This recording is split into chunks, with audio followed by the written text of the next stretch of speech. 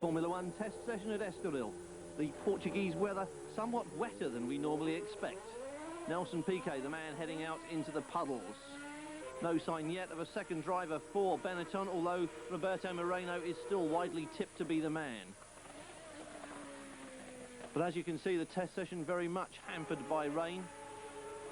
Ivan Capelli, in fact, went off on the Monday and damaged the rear end of the car. And Leighton House were testing two engines, one the Judd V8, and they also had one of the Ilmor V8s as well.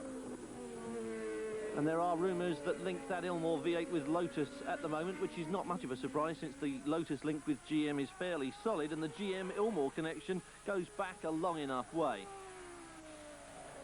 But one of the busiest men at Estoril during this test session was the new Ferrari signing, Jean Alesi.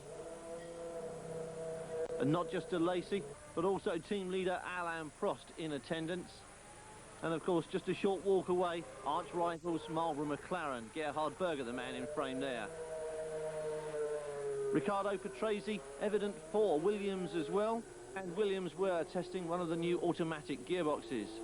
Also on hand was a Williams active suspension chassis and one of the new highly modified Renault engines. Alesi was the quickest man in the wet and put in plenty of laps with a 1990 specification Ferrari. He and Prost now start work developing the 1991 car.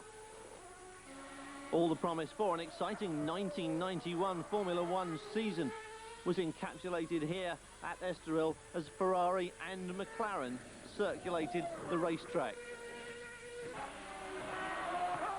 Benetton, though, still have not signed Moreno, though they're expected to do so.